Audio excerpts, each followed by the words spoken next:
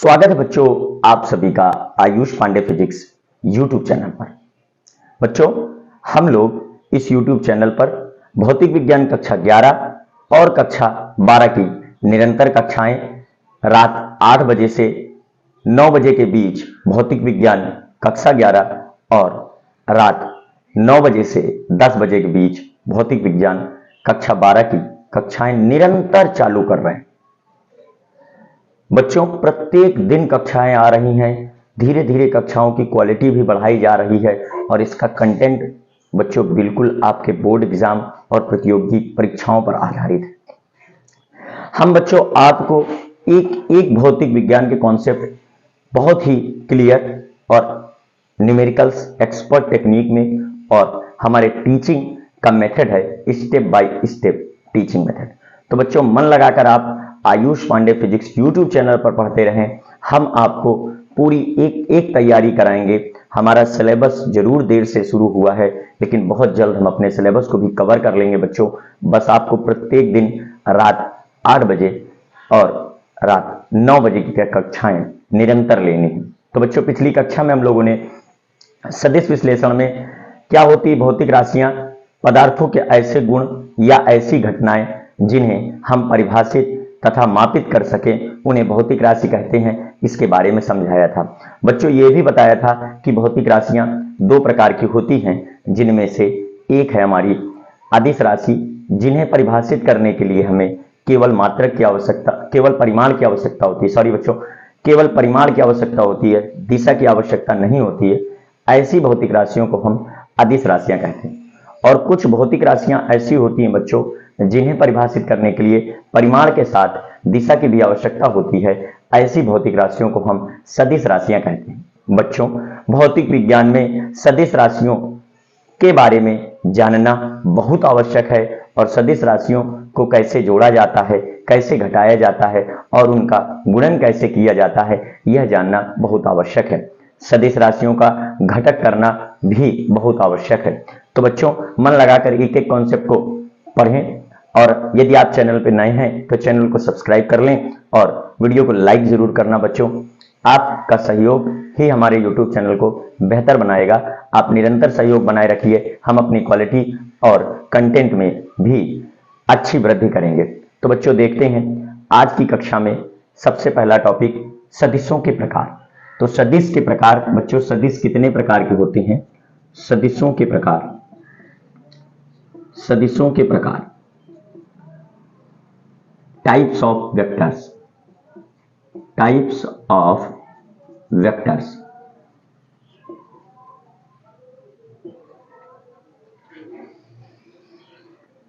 तो बच्चों निम्न प्रकार हैं। तो बच्चों सदिशों के प्रकार में पहला प्रकार है हमारा समान सदिश, दूसरा प्रकार है विपरीत सदिश, तीसरा प्रकार है बच्चों हमें देखना है कि किसी सदिश का हम एकांक सदिश कैसे ज्ञात करते हैं। क्लियर बच्चों? तो एकांक सदिश। और इसके बाद हम देखेंगे इस त्रिविमीय आकाश में तीन परस्पर लंबवत दिशाएं जिन्हें हम कहते हैं लंबकोणीय सदिश अथवा त्रिविमीय सदिश, ऑर्थोगोनल वेक्टर्स, 3 डायमेंशनल वेक्टर्स। इसके बाद बच्चों हम लोग देखेंगे इन्हीं त्रिविमीय सदिशों के एकांक सदिश और कैसे हम किसी बिंदु की स्थिति का निर्धारण करते हैं एक स्थिति सदिश की सहायता से। तो स्थिति सदिश किन्हीं दो बिंदुओं के बीच जो विस्थापन का सदिश होता है उसको भी समझेंगे बच्चों। और इसके बाद हम लोग देखेंगे विस्थापन सदिश के बाद शून्य सदिश। क्लियर बच्चों? तो एक एक कॉन्सेप्ट मन लगाकर देखना, वीडियो को अंत तक देखें, पूरे कॉन्सेप्ट पढ़ाए जाएंगे बिल्कुल क्लियर करके। तो बच्चों यहां पर हम लोग पहला देखेंगे समान सदिश। समान सदिश इंग्लिश में इसको कहते हैं बच्चों इक्वल वेक्टर्स, इक्वल वेक्टर्स। इसके बाद है बच्चों विपरीत सदिश, विपरीत सदिश, अपोजिट वेक्टर्स, अपोजिट वेक्टर्स। बच्चों इसके बाद तीसरे नंबर पर किसी सदिश की दिशा, किसी सदिश की दिशा को प्रदर्शित करने वाला सदिश एकांक सदिश, एकांक सदिश यूनिट वेक्टर, यूनिट वेक्टर्स। अब बच्चों तीन परस्पर लंबवत दिशाओं वाले सदिश जिनको हम लोग कहते हैं लंबकोणीय सदिश, लंबकोणीय सदिश या त्रिविमीय सदिश, त्रिविमीय सदिश, orthogonal vectors, orthogonal vectors or three dimensional vectors, three dimensional vectors, vectors. इसके बाद बच्चों इन्हीं लंबकोणीय या त्रिविमीय सदिशों की जो दिशाएं होती हैं उन्हें हम लोग एक त्रिविमीय एकांक सदिश या लंबकोणीय एकांक सदिश कहते हैं। तो लंबकोणीय एकांक सदिश, लंबकोणीय एकांक सदिश या त्रिविमीय एकांक सदिश, त्रिविमीय एकांक सदिश, एकांक सदिश। आंग्ल भाषा में इसे orthogonal, orthogonal unit vectors, unit vectors or three dimensional, three dimensional unit vectors कहते हैं। इसके बाद बच्चों छठवां जो होगा वो होगा स्थिति सदिश, स्थिति सदिश। क्लियर बच्चों? और इसको पोजीशन वेक्टर कहेंगे, पोजीशन वेक्टर्स। जब बच्चों रेखीय गति प्रारंभ होगी तो उसमें स्थिति सदिश से ही सारी बातें हम लोग प्रारंभ करेंगे कहना। क्लियर बच्चों? तो नंबर 7वां है विस्थापन सदिश, विस्थापन सदिश। आपने देखा होगा ना एकांक समय में तय किए गए विस्थापन को हम वेग कहते हैं। तो बच्चों यहां पर उसी विस्थापन के बारे में सदिश रूप में, वेग एक सदिश राशि होती है, क्यों? क्योंकि विस्थापन एक सदिश राशि है। और इसको हम सदिशों के प्रकार में देखिए आपको समझाएंगे बिल्कुल क्लियर करके। विस्थापन सदिश displacement vector, displacement vectors, displacement vectors. और बच्चों 8वां है हमारा विस्थापन सदिश के बाद 8वां नंबर जो हमारा बनेगा वो आ रहा है बच्चों विस्थापन सदिश के बाद 8वां नंबर ये है हमारा शून्य सदिश, शून्य सदिश। तो इसको zero vectors or null vectors भी कहते हैं। बच्चों शून्य सदिश के लिए एक कहानी है जो है, एक बुढ़िया थी बचपन में खत्म हो गई। तो इसको हम लोग बहुत अच्छे से एक्सप्लेन करेंगे, समझेंगे। और 9वां नंबर है हमारा विपरीत सदिश। क्लियर बच्चों?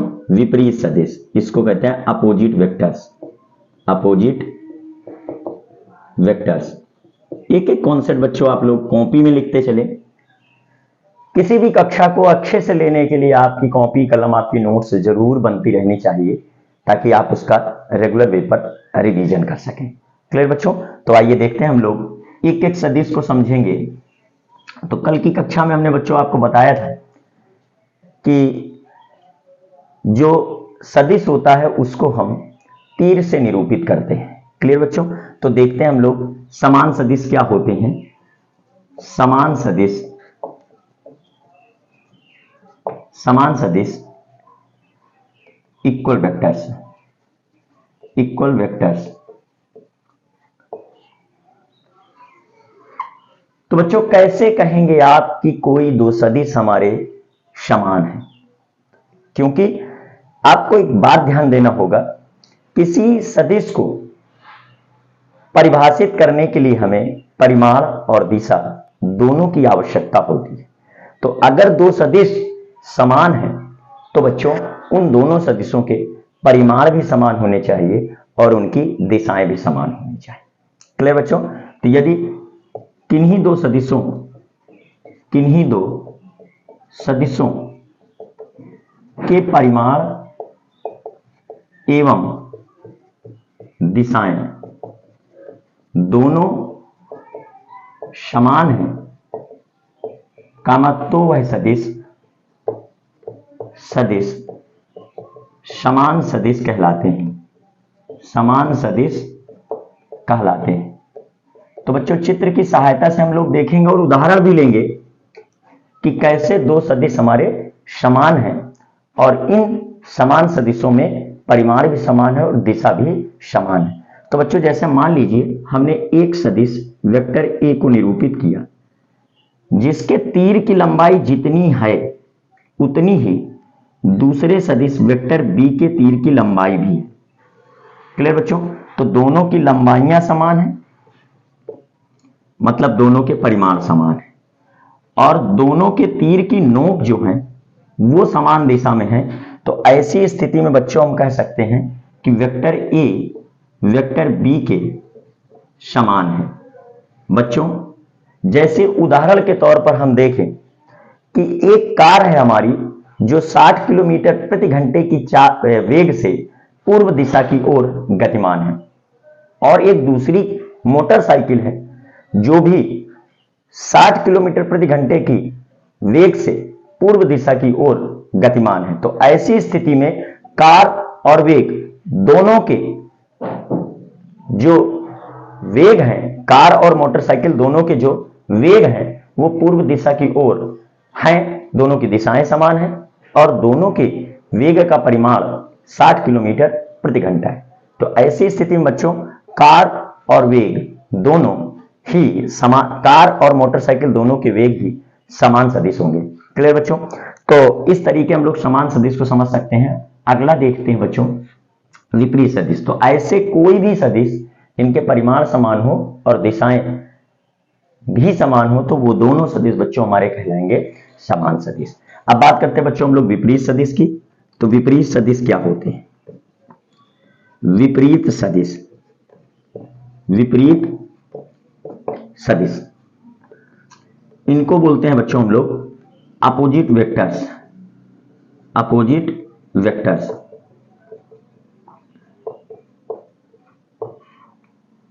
विपरीत सदिश क्या होते हैं बच्चों? देखिए यदि हमारे पास दो सदिश हैं ऐसे जिनके परिमाण तो समान है लेकिन इनकी दिशाएं विपरीत है, तो ऐसे सदिशों को हम बच्चों कहेंगे विपरीत सदिश। जैसे एक कार है जो 60 किलोमीटर प्रति घंटे की वेग से पूर्व दिशा की ओर जा रही है और दूसरी मोटरसाइकिल है जो 60 किलोमीटर प्रति घंटे के वेग से पश्चिम दिशा की ओर जा रही है। तो दोनों के वेग बच्चों विपरीत दिशा में, दोनों के वेग की दिशाएं विपरीत हैं लेकिन दोनों के परिमाण समान है। तो ऐसी स्थिति में बच्चों हम इन दोनों सदिशों के वेगों को विपरीत सदिश कहेंगे। क्लियर बच्चों? तो यदि किन्हीं दो सदिशों के परिमाण समान एवं दिशाएं विपरीत हैं, तो ऐसे सदिश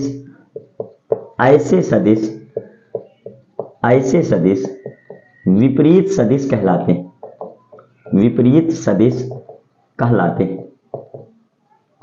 कहलाते हैं। मान लीजिए बच्चों एक व्यक्ति है जो किसी भार को ऊपर उठाने के लिए 100 न्यूटन का बल, किसी वस्तु को ऊपर उठाने के लिए 100 न्यूटन का बल ऊपर की ओर लगाता है, और एक कोई उसी वस्तु का जो द्रव्यमान है उस द्रव्यमान के कारण पृथ्वी का जो गुरुत्वाकर्षण बल लग रहा है 100 न्यूटन, वो ऊर्ध्वाधर नीचे की ओर है। तो ऐसी स्थिति में बच्चों वस्तु पर व्यक्ति द्वारा आरोपित बाह्य बल ऊपर की ओर है और वस्तु का भार ऊर्ध्वाधर नीचे की ओर है।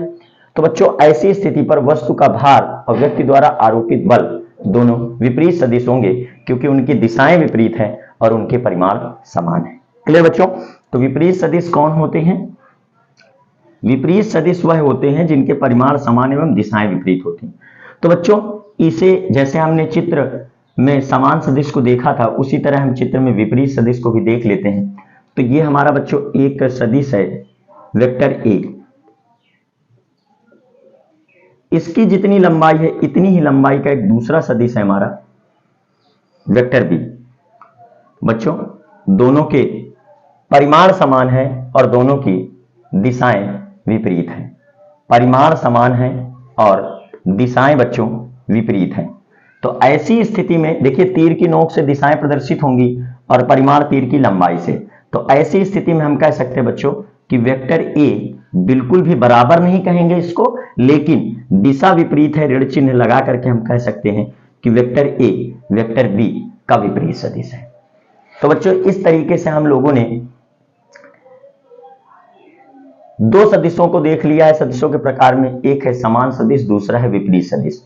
बच्चों नोट्स बनाते चले, मन लगाकर पढ़ें, अंत तक एक एक सदिश के परिमाण को हमको देखना है। और आज की कक्षा में सदिश के परिमाण को ज्ञात करना और सदिश की दिशा को ज्ञात करना भी सीखना है। तो बच्चों पूरा वीडियो देखें, अंत तक देखें, मन लगाकर पढ़ें। बच्चों निरंतर मेहनत ही सफलता की कुंजी है, आप इस बात को सदैव ध्यान रखें, मन लगाकर पढ़ें। तो अब बच्चों हम लोग बहुत ही इंपॉर्टेंट कॉन्सेप्ट एकांक सदिश को देखेंगे। तो बच्चों जो एकांक सदिश है, एकांक सदिश इसको हम लोग यूनिट वेक्टर कहते हैं। यह बच्चों एकांक सदिश किसी भी सदिश की दिशा होती है, इसलिए यह बहुत इंपॉर्टेंट है। क्लियर बच्चों? तो इसको हम लोग बहुत अच्छे से देखेंगे। यूनिट वेक्टर बच्चों जैसा कि हम लोगों को पता है कि किसी सदिश में उसका परिमाण तथा उसकी दिशा होती है।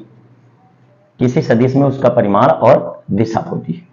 तो बच्चों यदि हम दोनों पक्षों में परिमाण से भाग दे दें तो यह हमारा बन जाएगा सदिश बटे परिमाण, और यह बनने वाला है 1 गुणे दिशा। तो बच्चों ऐसी स्थिति में एक मतलब ऐसा सदिश जिसका परिमाण एकांक है और जिसका उपयोग दिशा को प्रदर्शित करने के लिए किया जा रहा है, उसको हम एकांक सदिश कहेंगे। तो सदिश में उसके परिमाण से भाग देने पर उस सदिश का एकांक सदिश बच्चों हमें प्राप्त होता है। तो क्या कह सकते हैं कि एकांक सदिश क्या है? किसी सदिश में उसके परिमाण से भाग देने पर उस सदिश का एकांक सदिश प्राप्त होता है। तो बच्चों किसी सदिश में उसके परिमाण से भाग देने पर उसका एकांक सदिश प्राप्त होता है। क्लियर बच्चों? एकांक सदिश प्राप्त होता है।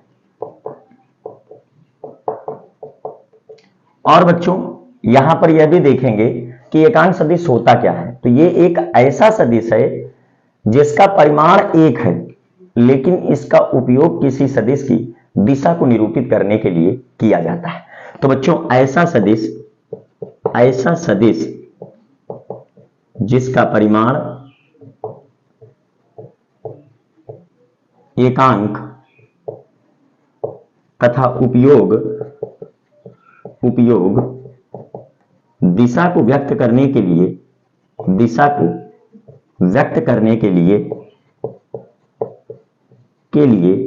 किया जाता है कॉमा एकांक सदिश कहलाता है। एकांक सदिश कहलाता है। चित्र की सहायता से बच्चों इसको समझते हैं हम लोग। देखिए बच्चों किसी सदिश को हम तीर से निरूपित करते हैं, लेकिन बच्चों यहां इस सदिश की दिशा तीर की नोक से निरूपित होती है। मतलब इस सदिश की जो दिशा है इसके तीर की नोक की दिशा है।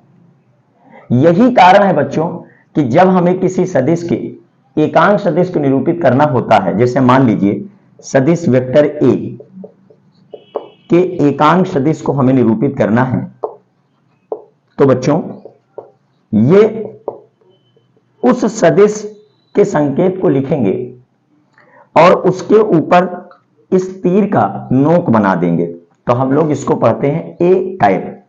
तो सदिश वेक्टर ए के एकांक सदिश को क्या पढ़ेंगे? ए कैप पढ़ेंगे। तो किसी सदिश वेक्टर ए के एकांक सदिश को कहेंगे ए कैप। और बच्चों मान लीजिए सदिश वेक्टर ए है, तो हम इसके परिमाण को यहां निरूपित करेंगे माड ऑफ वेक्टर ए से। हमने कल कहा था बच्चों, सदिश के परिमाण को चाहे माड लगाकर कहो और चाहे उसके संकेत से एरो को हटाकर कहो, जो भी कहना लाला मुस्कुरा के सदिश का परिमाण कहो। तो इस सदिश में इसके परिमाण से जब हम भाग दे देंगे तो इस सदिश का एकांक सदिश हमें प्राप्त हो जाएगा। तो बच्चों क्या होता है किसी सदिश का एकांक सदिश? उस सदिश में उसके परिमाण से भाग देने पर उस सदिश का हमें एकांक सदिश प्राप्त हो जाता है। क्लियर बच्चों? तो याद रखें, अगर किसी सदिश की हमें दिशा प्रदर्शित करनी है तो हमें उस सदिश का एकांक सदिश प्रदर्शित करना होगा। क्लियर बच्चों? तो इसी के साथ आगे के कॉन्सेप्ट हम लोग लेते हैं लंबकोणीय सदिश या त्रिविमीय सदिश। क्लियर बच्चों? तो बच्चों हम लोगों ने देखा एकांक सदिश, अब बात करेंगे लंबकोणीय सदिश की। तो लंबकोणीय सदिश क्या होता है? लंबकोणीय सदिश, लंबकोणीय सदिश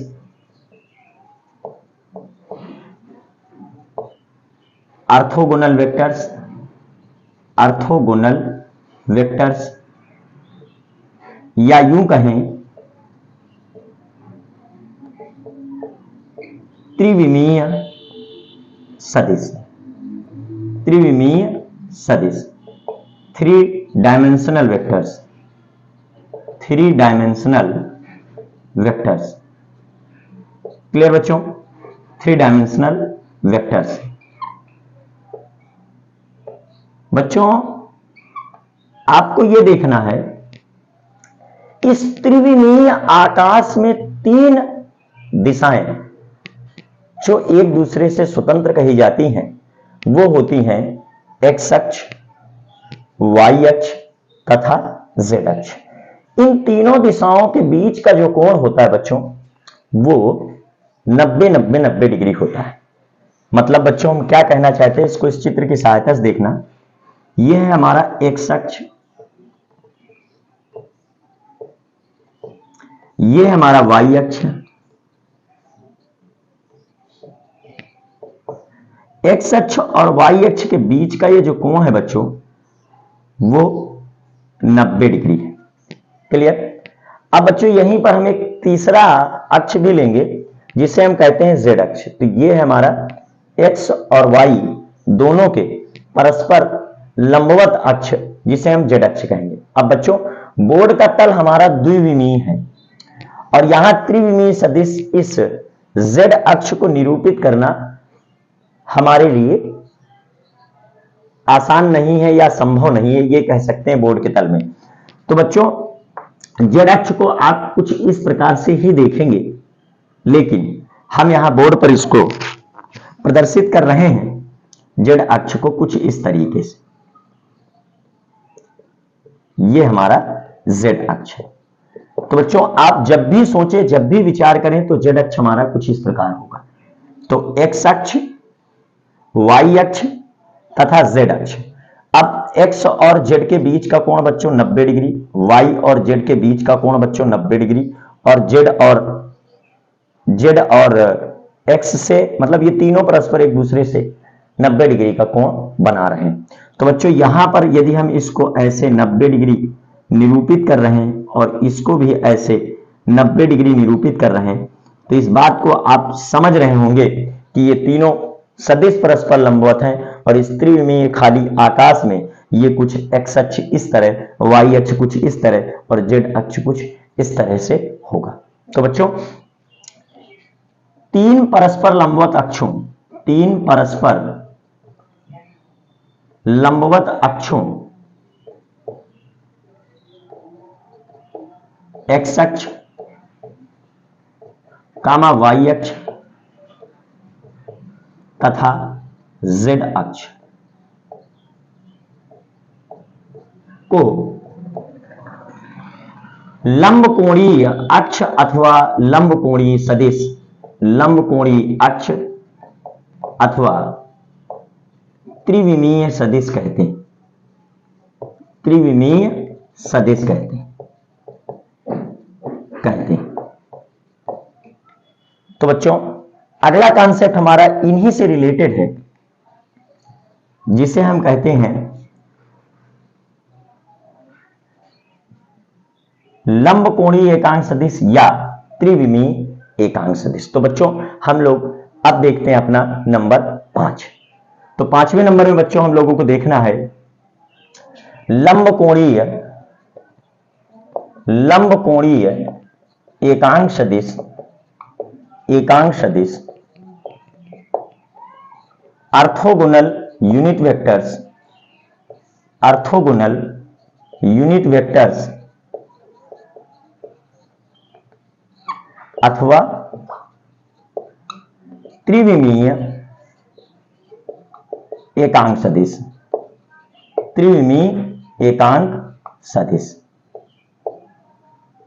क्लियर बच्चों? तो यहां पर हमें 3 डायमेंशनल यूनिट वेक्टर्स को देखना है, 3 dimensional unit vectors, unit vectors को देखना है।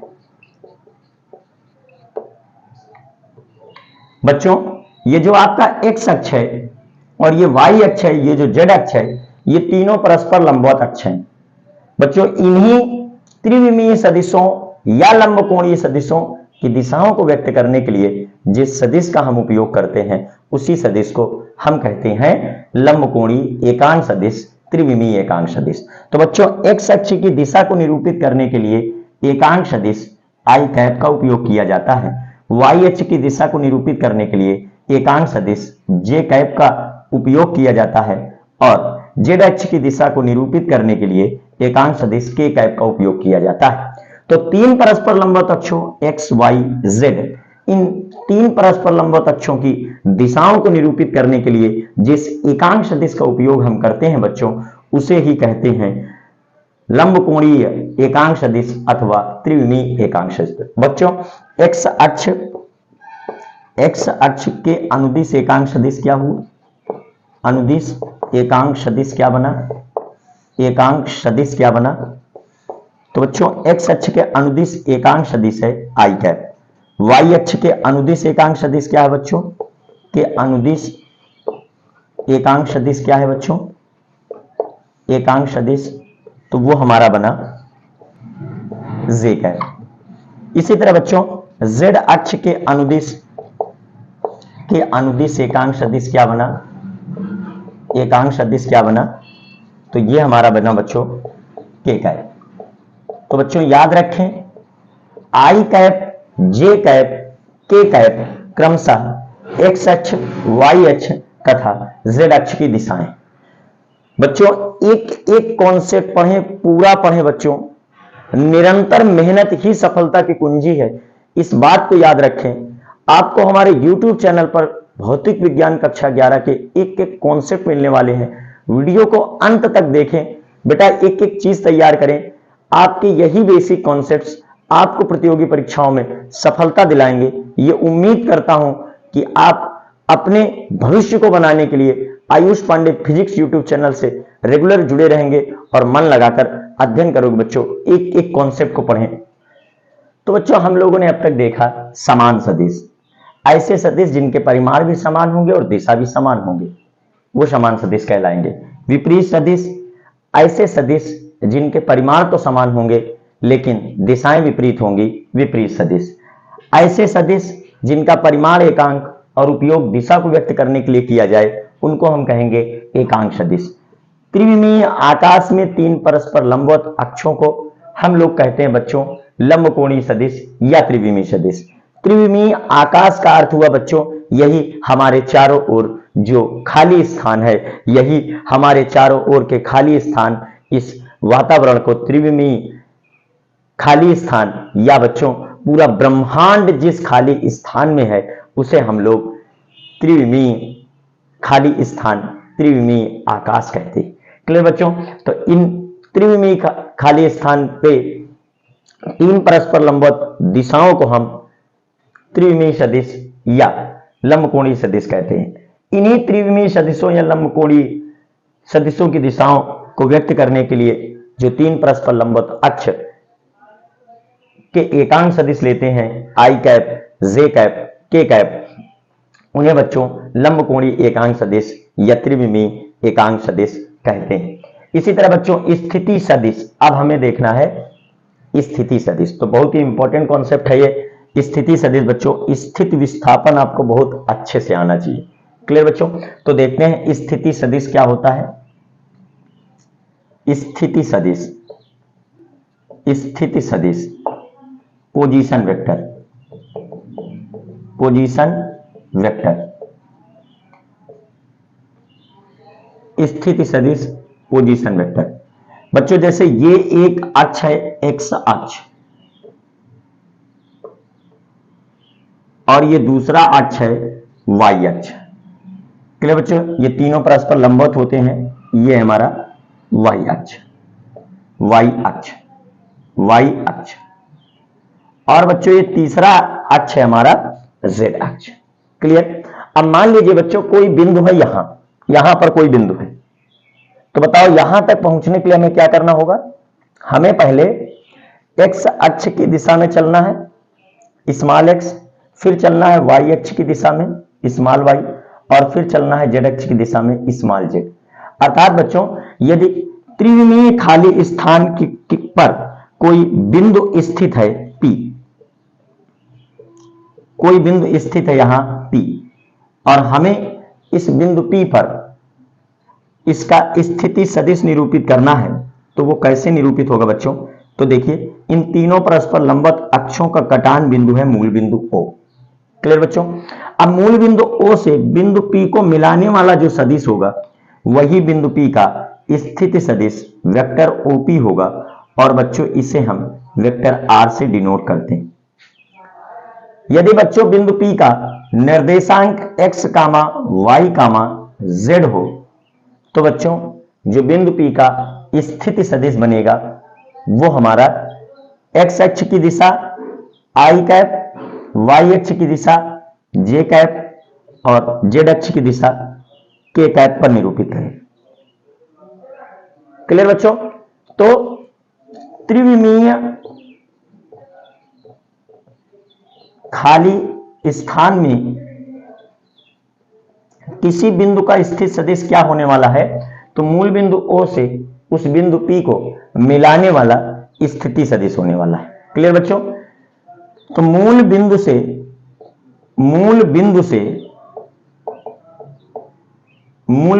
O से किसी बिंदु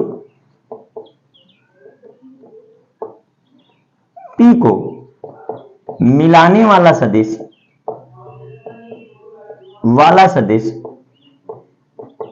उस बिंदु P का स्थिति सदिश, उस बिंदु P का स्थिति सदिश वेक्टर OP अथवा वेक्टर R कहलाता है। उस बिंदु P का स्थिति सदिश वेक्टर OP अथवा वेक्टर R कहलाता है। तो बच्चों यदि बिंदु P के आपको दिए गए निर्देशांक, बिंदु P के निर्देशांक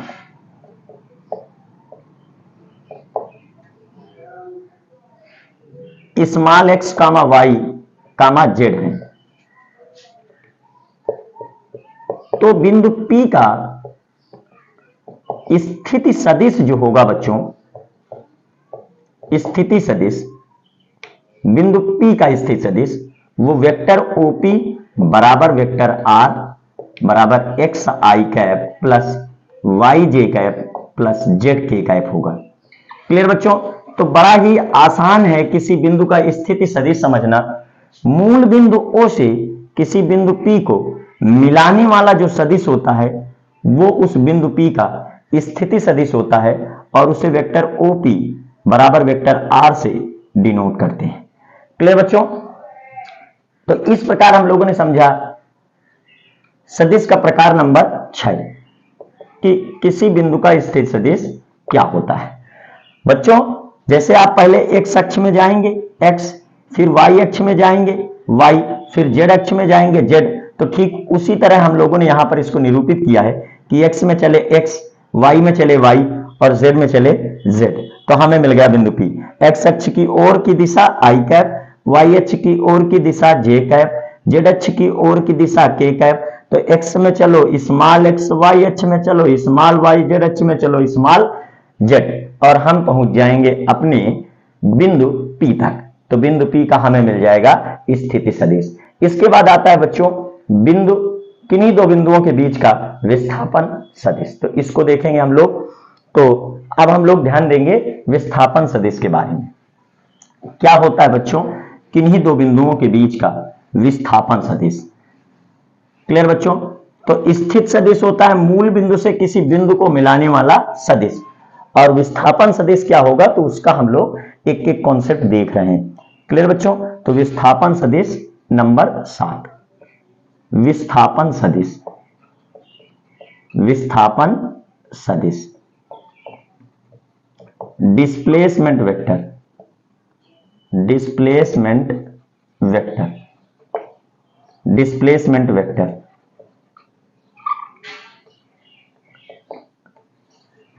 तो बच्चों जैसे ये है एक एक्स अक्ष,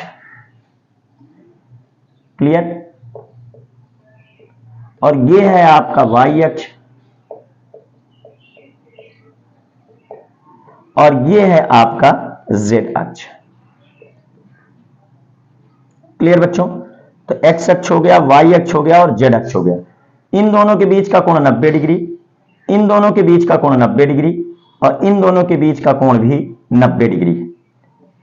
अब बच्चों यहां इस त्रिविमीय खाली आकाश में मान लीजिए हमारे पास दो बिंदु है, एक बिंदु है P और दूसरा बिंदु है Q। तो इन बिंदुओं को हम यहां प्रदर्शित करेंगे। एक बिंदु है हमारा P और दूसरा बिंदु है हमारा Q। तो बच्चों बिंदु P का जो स्थित सदिश होगा मूल बिंदु O से, मूल बिंदु O से बिंदु P को मिलाने वाला सदिश होगा। तो मूल बिंदु O से बिंदु P को मिला देंगे तो हमें बिंदु P का स्थित सदिश मिल जाएगा वेक्टर OP, या इसको हम वेक्टर R1 भी कह सकते हैं। इसी प्रकार बच्चों मूल बिंदु O से बिंदु P को, बिंदु Q को मिलाने वाला जो सदिश होगा, मूल बिंदु O से बिंदु Q को जो मिलाने वाला सदिश होगा वो बिंदु Q का स्थिति सदिश होगा।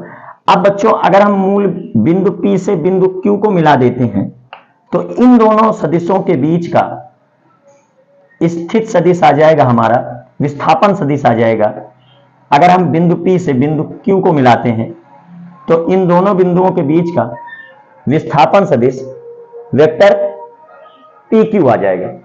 अब क्या होगा बच्चों इन दोनों सदिशों के बीच का विस्थापन सदिश, तो वह होगा बच्चों इसके स्थित सदिश में जब हम इसके स्थित सदिश को घटा देंगे तो इन दोनों सदिशों, इन दोनों बिंदुओं के बीच का विस्थापन सदिश आ जाएगा।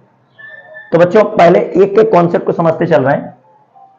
बच्चों बिंदु P से बिंदु Q को मिलाने वाला सदिश इन दोनों बिंदुओं के बीच का विस्थापन सदिश होगा। तो किन्हीं दो बिंदुओं को मिलाने वाला सदिश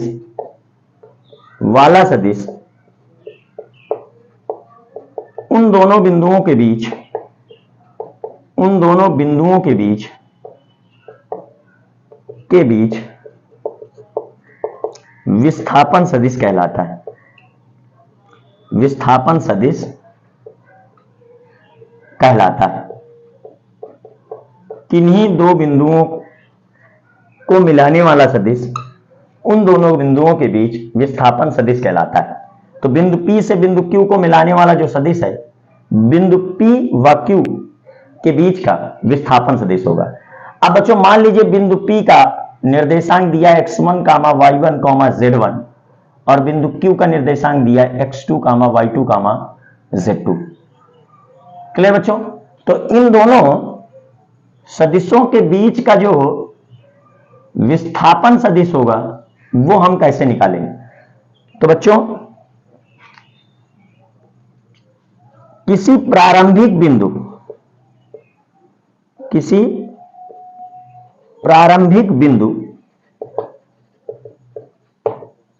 P से, या ऐसे भी लिख सकते थे इसको, अंतिम बिंदु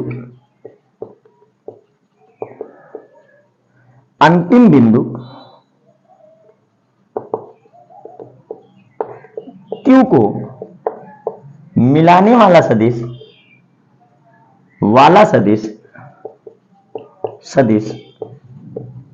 उन दोनों बिंदुओं के बीच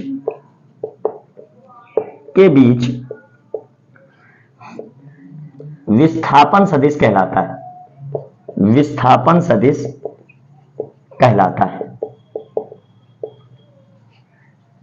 किन्हीं दो बिंदुओं के बीच विस्थापन सदिश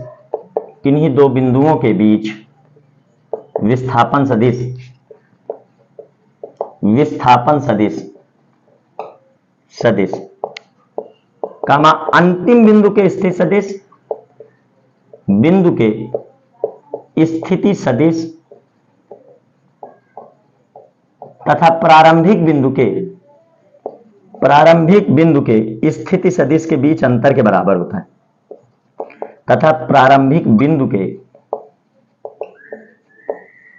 स्थिति सदिश के बीच अंतर के बराबर होता है।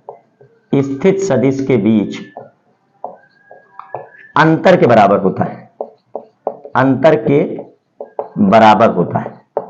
क्लियर बच्चों?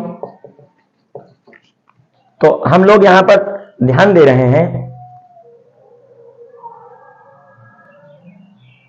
तो अंतर के बराबर होता है बच्चों। तो हम लोग यहां पर ध्यान दे रहे हैं कि जो बिंदु P व Q के बीच, तो भाई बिंदु P व Q के बीच जो विस्थापन सदिश बना वो वेक्टर PQ है, और अंतिम बिंदु का जो स्थिति सदिश बना वो बना vector OQ minus vector OP। Clear बच्चों? अंतिम बिंदु Q है तो इसको लिख सकते हैं हम लोग vector PQ is equal to x2 i cap plus y2 j cap plus z2 k cap में घटा देंगे x1 i cap plus y1 j cap plus z1 k cap. तो बच्चों ये बन जाएगा हमारा vector PQ is equal to x2 minus x1 i cap plus y2 minus y1 j cap plus z2 minus z1 k cap. Clear बच्चों? तो इस तरीके से हम किन्हीं दो बिंदुओं के बीच का विस्थापन सदिश प्राप्त कर लेंगे, और ये भी बच्चों विस्थापन सदिश का ही फार्मूला है। तो एक एक कॉन्सेप्ट मन लगाकर देखें बच्चों। इसके बाद हम लोग देखेंगे शून्य सदिश। यहां पर बच्चों होना चाहिए था समांतर सदिश, और इसको हमने लिख रखा है विपरीत सदिश। ये तो डबल बार हो जाएगा, विपरीत सदिश ऊपर भी है नीचे भी है, तो ये हो गया हमारा पैरेलल वेक्टर्स। क्लियर बच्चों? तो देख लेंगे इसको, शून्य सदिश क्या होता है। अब इसके बाद हम लोग शून्य सदिश के बारे में डिस्कशन करेंगे। एक एक कॉन्सेप्ट बच्चों नोट्स बनाते चलो, आप अपने आप से लिखेंगे नोट्स, बहुत आपको अच्छा लगने वाला है। आप जब भी क्लास लें कॉपी पेन के साथ लें, एक एक कॉन्सेप्ट समझते चलें, लिखते चलें, एक एक कॉन्सेप्ट समझते चलें, लिखते चलें, स्क्रीनशॉट लेते चलें। इस तरीके से आप पढ़ें, आपको पूरा कॉन्सेप्ट समझ में आने वाला है। मन लगाकर पढ़ें बच्चों, बिना मेहनत के कुछ नहीं मिलता है। जब आप मन लगाकर मेहनत करेंगे तभी आप कुछ पा पाएंगे। यदि कुछ आपको अपने जीवन में करना है तो मेहनत करनी पड़ेगी। क्लियर बच्चों? और ये कोई मानसिक कार्य है बच्चों, इसमें आपको कोई शारीरिक मेहनत नहीं करनी है। तो अपने मन को मजबूत बनाएं, अपने दृढ़ विश्वास को मजबूत बनाएं, और बराबर मेहनत करते चलें पढ़ाई में। बच्चों आप पढ़ लिख जाओगे, अच्छे बन जाओगे, अफसर बन जाओगे, आपका समाज में भी सम्मान होगा। तो इसलिए बच्चों आपको मेहनत करनी है, ये याद रखना।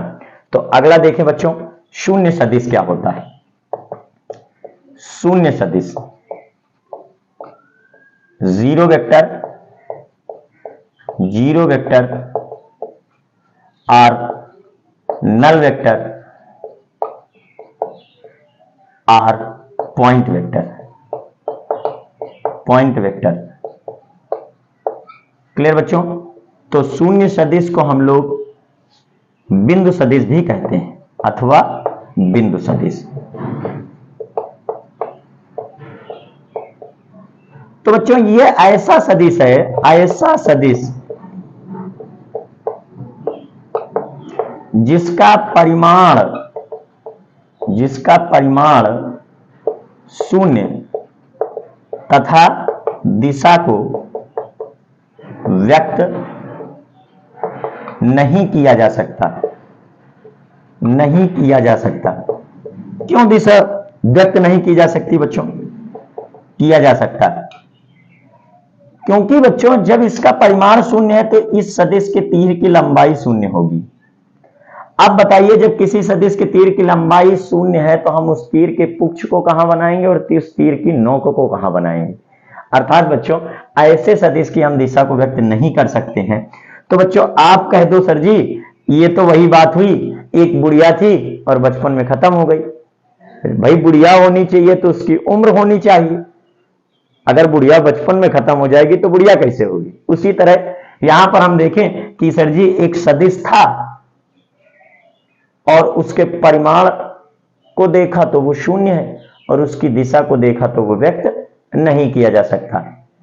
तो बच्चों ये शून्य सदिश है, इसमें ऐसा आपको सोचकर चलना, ऐसा सदिश जिसका परिमाण भी शून्य और जिसकी दिशा को व्यक्त नहीं किया जा सकता। अर्थात जब इसे हम बनाने के लिए जाएंगे तो ये बिंदु से प्रदर्शित होगा। तो चूंकि इसे बिंदु से प्रदर्शित किया जाता है, बिंदु से प्रदर्शित किया जाता है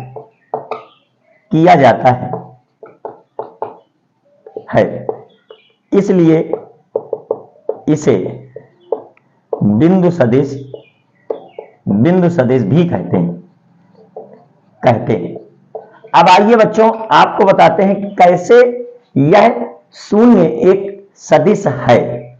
तो आपको बच्चों एक एग्जांपल देते हैं। इसके एग्जाम्पल में जरा देखना, उदाहरण में देखिए, जैसे किन्हीं दो विपरीत सदिशों की हम बात करें। क्लियर? जैसे एक सदिश है वेक्टर ए और दूसरा सदिश है वेक्टर बी और ये दोनों विपरीत हैं, तो vector a minus vector B.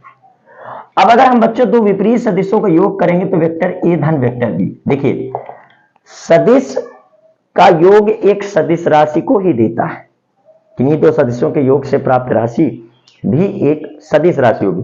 तो वेक्टर ए और वेक्टर बी के बीच जब हम योग करेंगे तो जो राशि हमें मिलने वाली बच्चों वो एक सदिश राशि ही होगी। और इसको हम किससे प्रदर्शित करेंगे? किन्हीं दो विपरीत सदिशों के योग को हम एक शून्य सदिश से प्रदर्शित करेंगे। तो बच्चों चूंकि सदिशों का योग एक सदिश होता है इसलिए किन्हीं दो विपरीत सदिशों का जो योग होगा वो एक शून्य सदिश होगा। इस तरह से शून्य सदिश हमारा होता है। शून्य सदिश के बारे में भी हमें विचार करना है कि शून्य भी एक सदिश हो सकता है। क्लियर बच्चों? क्योंकि किन्हीं दो विपरीत सदिशों के योग से प्राप्त राशि भी एक सदिश होगी और वह राशि हमारी शून्य है, तो शून्य भी एक सदिश है। तो इस तरीके हमको समझना बच्चों कि कैसे एक शून्य सदिश हो सकता है। तो ये हमारा नंबर था 8वां सदिशों के प्रकार में। अब अगला प्रकार है हमारा समांतर सदिश। तो बच्चों मन लगा कर देखें अगले कॉन्सेप्ट को, एक एक कॉन्सेप्ट पढ़े बेटा, लास्ट तक वीडियो को अंत तक देखें। आप पढ़ जाओगे आपका भला हो जाएगा और आप मन लगाकर पढ़ जाओ, कुछ अच्छा कर जाओ तो बच्चों सोचो हमारी भी सोच का जो लाभ है वो आपको मिला, हमें इतना ही चाहिए। आप पढ़ते रहें, मुस्कुराते रहें, इसके सिवा हमें और क्या चाहिए। तो बच्चों नंबर 9 में देखेंगे हम समांतर सदिश। यहां बच्चों हमने लिख दिया था दोबारा रिपीट करके विपरीत सदिश। तो समांतर सदिश देखेंगे बच्चों, पैरेलल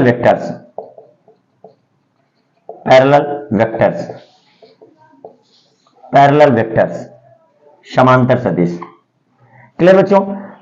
तो ऐसे सदिश बच्चों जिनके परिमाण भिन्न हो लेकिन दिशाएं समान हो उन्हें हम समांतर सदिश कहेंगे। तो ऐसे सदिश जिनके परिमाण भिन्न भिन्न एवं जिनके परिमाण भिन्न भिन्न जबकि दिशाएं समान होती हैं, समान होती हैं, कामा समांतर सदिश कहलाते हैं, समांतर सदिश कहलाते हैं।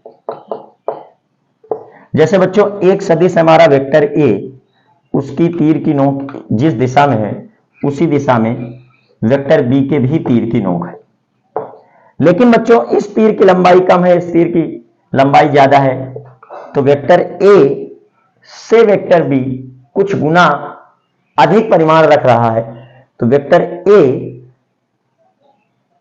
से वेक्टर बी का वेक्टर ए की तुलना में जो परिमाण है वो कुछ गुना है। मान लीजिए उस गुना को हम लैम्डा कह देते हैं, तो चूंकि वेक्टर बी का जो परिमाण है वो लैम्डा गुना है वेक्टर ए के परिमाण के। क्लियर बच्चों? तो यहां पर इन दोनों सदिशों के परिमाण भिन्न है, इनकी दिशाएं समान है, तो ऐसे सदिशों को हम कहेंगे बच्चों समांतर सदिश। तो इस तरह बच्चों हम लोग देख सकते हैं ये समांतर सदिशों का प्रतिबंध है। तो समांतर सदिशों का प्रतिबंध क्या होता है? समांतर सदिशों का प्रतिबंध होता है कि एक सदिश का परिमाण से दूसरे सदिश का परिमाण कुछ गुना ज्यादा हो। क्लियर? तो यहां वेक्टर बी का परिमाण वेक्टर ए से लैम्डा गुना है। क्लियर? तो ये बच्चों प्रतिबंध है समांतर सदिशों का। तो बच्चों आज की कक्षा में हमने देखा सदिशों के प्रकार, जिनमें देखा समान सदिश, विपरीत सदिश, एकांक सदिश, लंब कोणीय सदिश अथवा त्रिविमीय सदिश, लंब कोणीय एकांक सदिश अथवा त्रिविमीय एकांक सदिश, स्थिति सदिश, विस्थापन सदिश, शून्य सदिश और समांतर सदिश। सदिशों के प्रकार के कॉन्सेप्ट को समाप्त करने के बाद बच्चों वक्त हो चला है अब आज की कक्षा पर विराम करने का। कल फिर मिलेंगे रात 8 बजे। तब तक के लिए पढ़ते रहें। और बच्चों चैनल में यदि नए हैं तो चैनल को जरूर सब्सक्राइब कर लें, वीडियो को लाइक जरूर करना बच्चों, और अपने दोस्तों के साथ शेयर जरूर करना। जरूर करना बच्चों, अपने दोस्तों के साथ में शेयर जरूर करना। तो कक्षा को लेने के लिए बहुत बहुत धन्यवाद। Thank you very much.